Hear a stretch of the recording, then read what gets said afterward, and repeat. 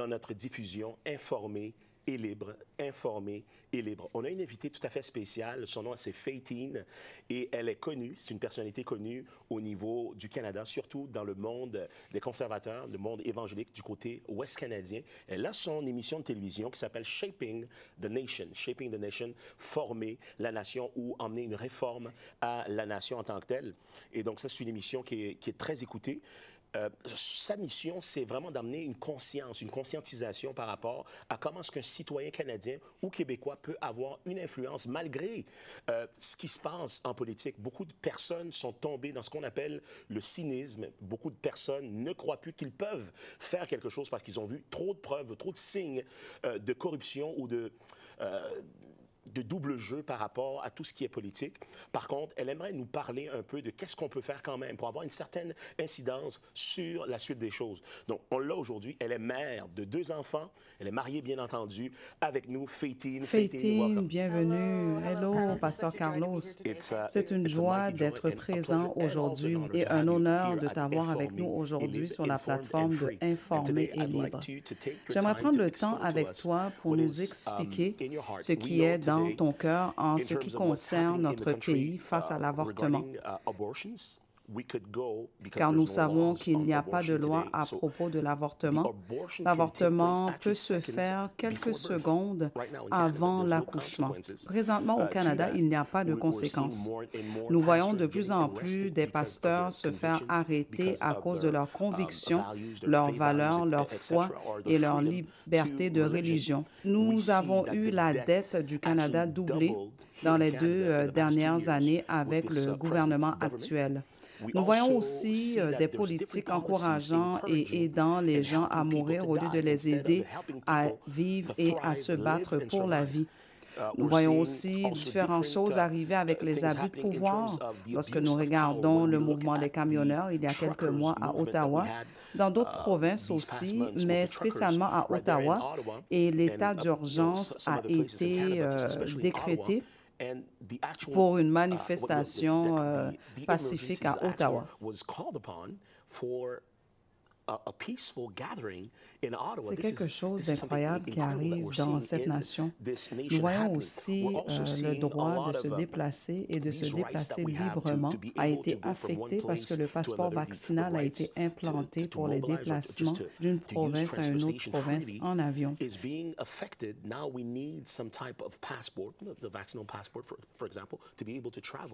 Even from one province to another by plane. And so lorsque nous regardons tout cela, comment peut-on faire la différence? Comment créer plus qu'une brèche dans le système afin de voir un changement? J'ai été mis en contact avec l'information au Québec. Il y a un pouvoir particulier comme citoyen qui vote parce que les points accumulés au Québec, cela excède les points à comparer à d'autres provinces de la nation. Et j'ai entendu un Québécois qui vote à au moins 5 fois plus de points que tout autre citoyen dans les autres provinces et peut même aller jusqu'à 20 fois plus dans le système de vote. Est-ce vrai?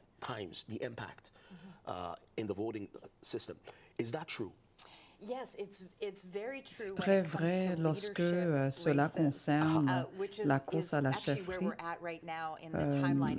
Et nous sommes dans ce moment et nous allons probablement avoir nos prochaines élections générales dans 3 ans. Et j'encourage les gens de comprendre où nous sommes aujourd'hui et comment influencer et impacter de la meilleure façon dans le moment présent. Et Pasteur Carlos, tu nous parles de différentes choses.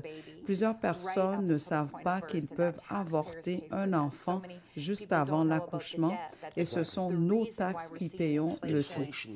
Oui, l'inflation qui augmente, tout coûte plus cher, l'essence, la nourriture. Oui, à 100%. Et aussi, les gens ne savent pas au travers du Canada, que ce soit des pilotes d'avion, des médecins, des infirmiers, des parents, nous sommes forcés à poser certaines actions législation qui brime notre conscience, qui va à l'encontre de notre foi. Nous vivons dans un temps où aucune génération a vécu ce que nous vivons présentement et que nous n'avons jamais expérimenté dans l'histoire du Canada. Oui, effectivement, cela arrive rapidement. Nous sommes passés au Québec, dans la ville de Québec, différents lieux, à Montréal aussi.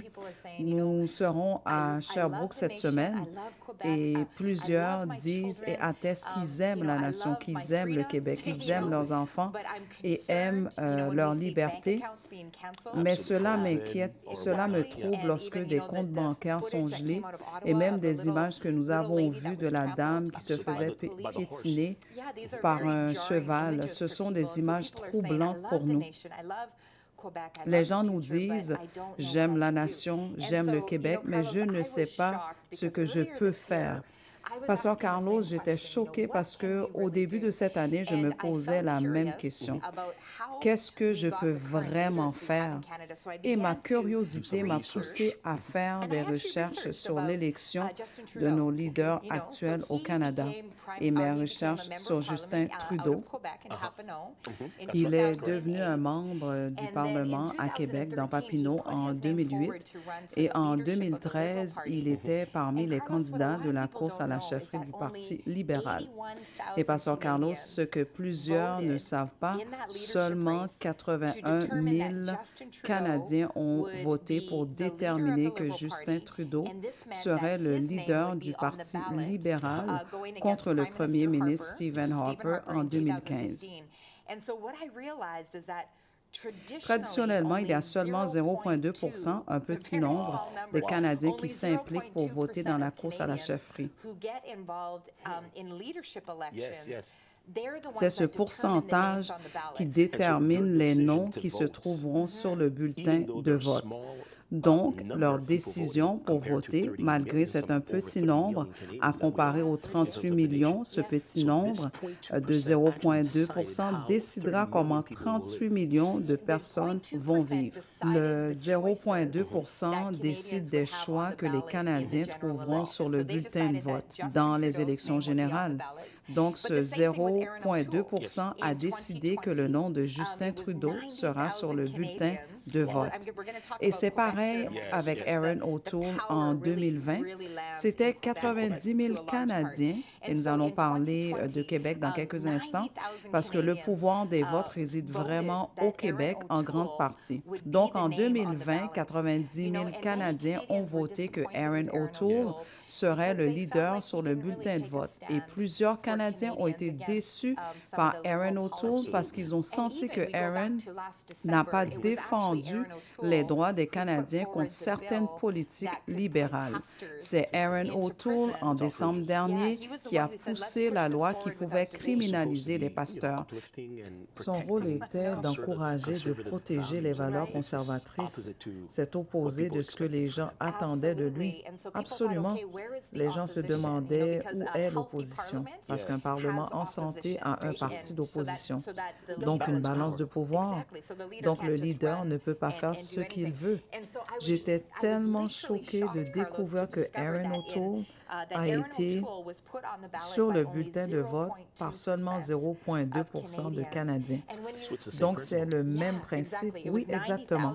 C'était 90 000 qui ont permis à Erin O'Toole d'être sur le bulletin de vote et 81 000 pour Justin Trudeau, parce qu'ils ont participé à la course à la chefferie. Oui, l'opportunité se présente encore.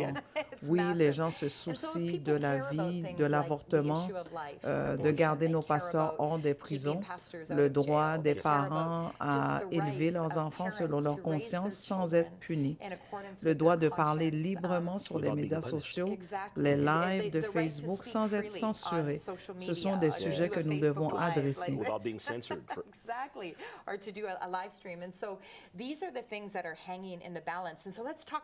Parlons maintenant de Québec. La manière dont la course à la chefferie fonctionne. Chaque circonscription au Canada, soit en Alberta ou en Saskatchewan ou au Nouveau-Brunswick ou au Québec, ont tous 100 points. Et traditionnellement, dans la course à la chefferie au PCC, traditionnellement, plus de gens votent dans les régions les plus conservateurs de la nation. Donc, en Alberta, dans Medicine Hat, par exemple, à 2000 personnes qui votent, mais ces 2000 personnes ont 100 points par circonscription. Et si tu compares cela avec une circonscription à Montréal ou dans la ville de Québec ou par exemple à Saint-Hubert, Sherbrooke et autres, j'ai su que 78 circonscriptions au Québec et 60%, plutôt 60 de ces circonscriptions ont un peu moins de 200 personnes qui vont voter. Wow. Par exemple, quelle est ta circonscription? Ma circonscription est Montréal, plus précisément Pierrefonds. Donc, statistiquement, moins de 200 personnes vont voter dans ta circonscription. Donc, dans ta circonscription de 200 personnes qui votent, nous pouvons avoir 2000 personnes en Alberta. Souvent, les gens vont dire, oui, mais le Québec vote libéral au NDP, au Bloc. Alors, il n'y a pas grand-chose à faire.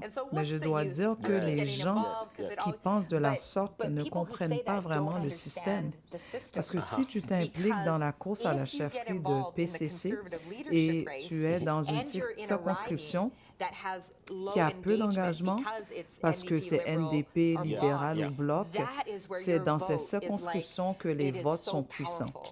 Donc, ce que nous disons aux Québécois, si tu te soucies de l'avenir du Québec, si tu te soucies de nos libertés, si tu te soucies d'avoir une vraie opposition au Parlement du Canada qui se tiendra pour les Canadiens, pour la liberté de la religion, la liberté de conscience, les droits parentaux, la valeur à la vie et toutes les valeurs qui nous concernent.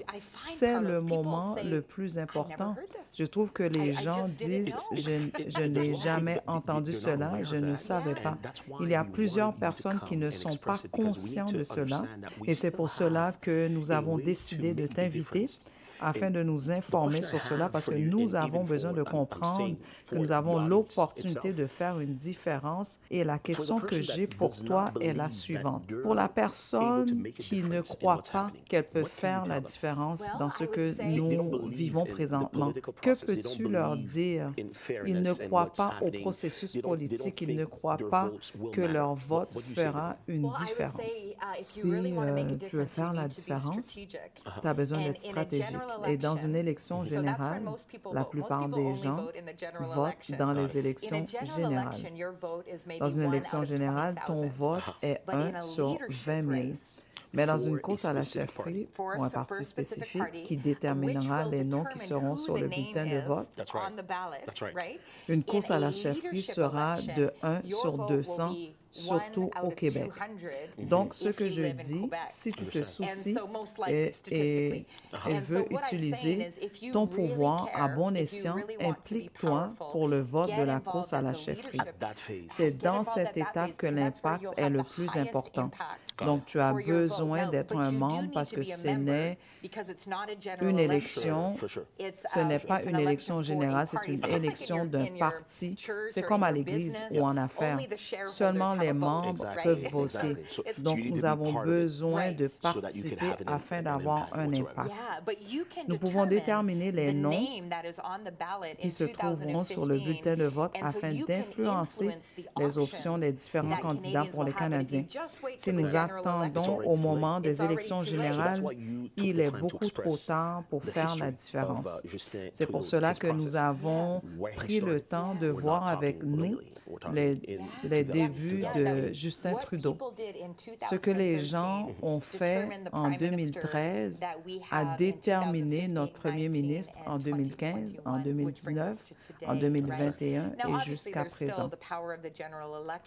Le grand pouvoir est pour ceux qui s'impliquent maintenant, c'est-à-dire à la course à la chefferie. En termes de ce pouvoir que nous avons comme citoyens, spécialement comme Québécois, si nous voulons avoir un impact sur le restant de la nation, que pouvons-nous faire de façon pragmatique et comment le faire? C'est très important de réaliser que la date limite est ce vendredi, le 3 juin. Donc, si vous n'êtes pas un membre d'ici cette date, vous ne pourrez pas voter. La bonne nouvelle, les gens nous disent « Je ne connais pas les candidats, alors pourquoi m'inscrire comme membre? » Et je leur dis c'est correct parce que l'élection n'est pas avant le 10 septembre. Les gens deviendront membres ou deviennent membres afin de pouvoir voter et prendre le temps par la suite pour connaître les candidats. Au travers de notre site For My Canada, nous allons produire un guide pour voter parce que les gens ont besoin de savoir les valeurs de chaque candidat sur les droits parentaux, sur le questionnement du passeport vaccinal, l'avortement et autres. Et avec ce guide, les gens peuvent consulter afin de faire leur choix. Donc, impossible de voter si nous ne sommes pas membres. La date limite est le 3 juin à 11h59 p.m., mais n'attendez pas la dernière minute car il peut y avoir des impondérables. So, when you say the deadline is the 3rd of June, is it the 3rd of June, 11:59 p.m.? Eastern Standard Time, but I tell people don't risk it. Don't wait till the end because you don't know, the website might be flooded, the website could crash. So your internet, your internet might go down, something like this. So, and we're encouraging people to sign up through formycanada.ca. De s'inscrire sur notre site formycanada.ca. Il y a aussi l'information pour s'inscrire en français. Et si vous voulez vous enregistrer plutôt via notre site, vous recevrez le guide à la dernière étape de votre inscription. J'espère retourner au Québec afin de continuer notre conversation. Nous pourrons discuter quelles sont les valeurs de Dr. Lewis, M. Poilievre. Je crois que c'est important parce que plusieurs d'entre nous ne connaissent pas vraiment la politique et ne suivent pas vraiment malgré que la politique fait partie de notre vie. Et ce, de façon quotidienne. Malgré que nous ne pouvons pas comprendre le dynamique de la politique, mais de comprendre les valeurs de chaque candidat est important. Comme je le dis, Pasteur Carlos, tu n'as pas besoin de faire la politique tout le temps, mais c'est important si tu te soucies de tes libertés. Je suis une mère, je me soucie de mes enfants.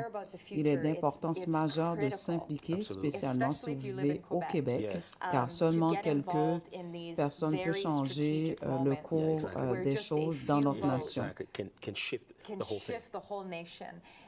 Je crois qu'il y a une possibilité, une probabilité que les Québécois qui voteront va déterminer le prochain leader conservateur et celui qui va déterminer notre prochain premier ministre et celui qui va déterminer si le Canada sera remis entre les mains des agendas globalistes, l'identité numérique et autres. Carbon tracing your whole life, shutting down a church if they don't agree with the government. And imposing measures and taxes because of climate change issues and whatnot.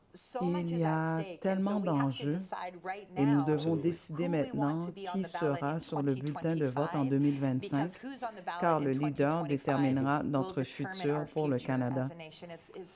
Je crois fermement que le résultat final repose entre les mains des Québécois. Les experts en politique nous laissent comprendre lorsqu'un parti qui dirige le pays est présent pendant plusieurs années. La logique nous démontre les gens étant fatigués et las par ce parti a tendance à voter pour un autre parti.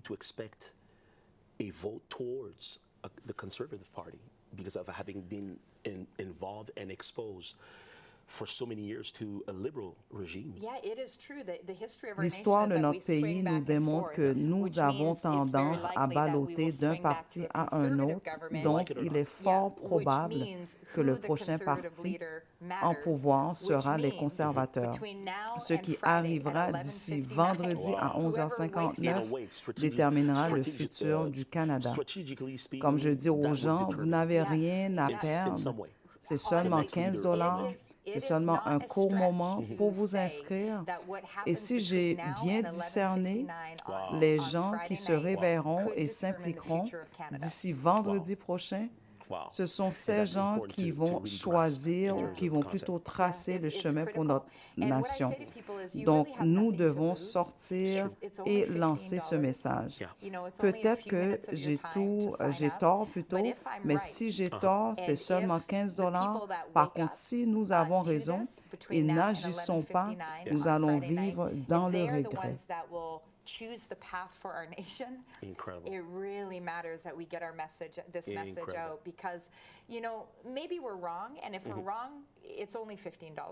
But if we're right, That's right. and we don't take action, nous allons perdre plus de 15 $ et nous allons vivre dans le regret. Donc, nous devons voter pour le Canada que nous allons probablement avoir en 2025 et nous avons très peu de temps. Probably in 2025. Got it. It's critical, but time is short. Donc, je dis aux gens, il ne faut pas simplement s'inscrire, mais inviter la famille, notre entourage à s'inscrire. Ne pas tarder à le faire. Dirigez-vous vers formycanada.ca, allez chercher son adhésion et parlez-en à des amis. Get your membership, just get it zipped up. Yeah, absolutely. Just get your membership, tell your friends. Oh, and also anyone who's 14 En passant, toutes les personnes âgées de 14 ans et plus peuvent voter, ainsi que les résidents permanents. C'est très important parce que ceux qui ne sont pas citoyens canadiens peuvent penser qu'ils ne peuvent pas voter pour une course à la chefferie. People who aren't citizens say, "Oh, I can't be a part of it." Not so. In a leadership race, if you are a permanent resident, you're able to vote as long as you sign up to be a member. Yes. Excellent. Sounds great. So, est-ce qu'il y a une façon sur le site pour ceux et celles qui veulent non seulement voter, mais s'impliquer à mobiliser et à informer les gens? Can someone become, for example, a mobilizer or someone? Absolument. Nous encourageons les gens à informer le plus de gens possible, soit par courriel, texto et autres. Et lorsque les gens choisissent d'être un mobilisateur, nous allons contacter ces gens-là, car nous avons une équipe de mobilisateurs au Québec.